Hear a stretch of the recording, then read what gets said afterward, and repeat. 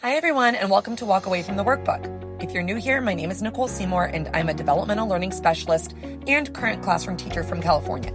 Today's video is centered on a topic that I feel very strongly about: incorporating voice and choice in the learning process. What am I talking about when I say voice and choice? Basically, this means allowing children to have some say in how they learn the concepts we're teaching them.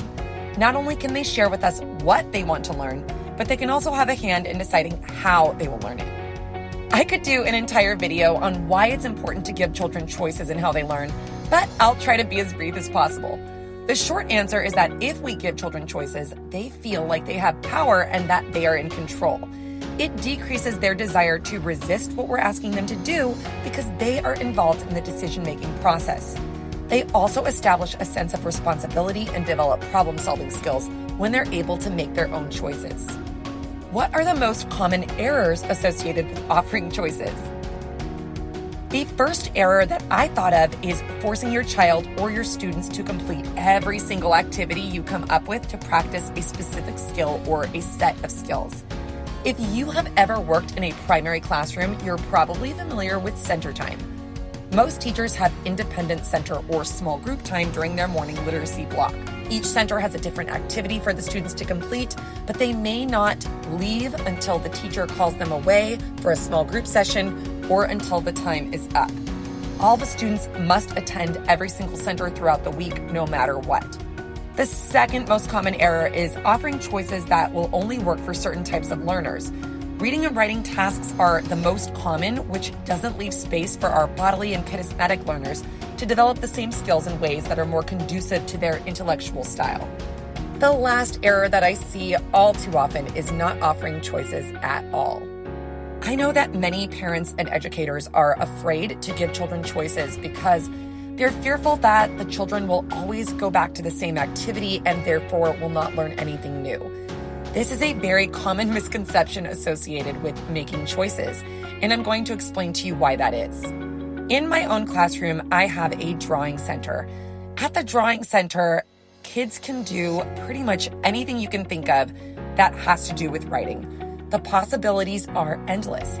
And the reason that I allow my students to go to this center anytime they want is because every time they go, they do something different.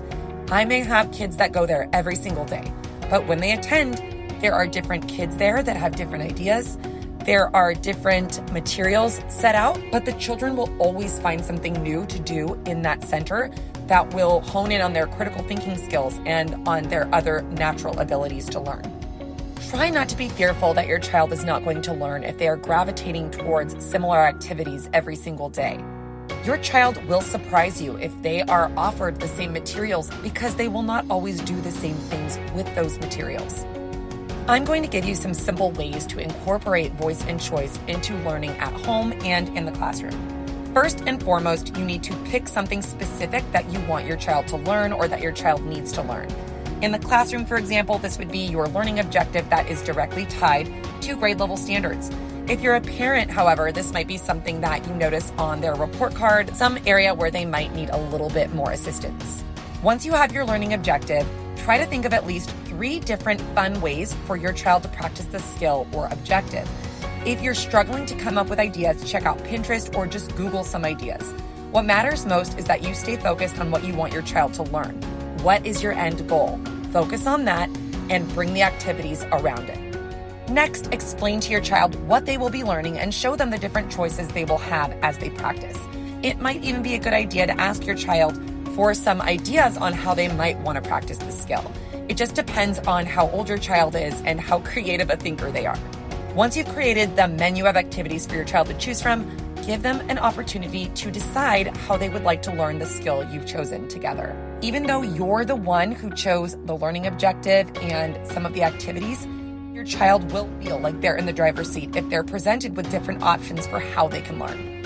And no matter what happens, your child will learn along the way. Even if they don't completely master the skill you've picked out, they'll refine their abilities through the activities they choose. Finally, it's low stress for you and low stress for your child. It will likely decrease the battles you have during learning time, and everyone will be calmer as a result. I guarantee it. If my word isn't enough for you, maybe you should listen to what some of the experts are saying about offering choices inside and outside the classroom.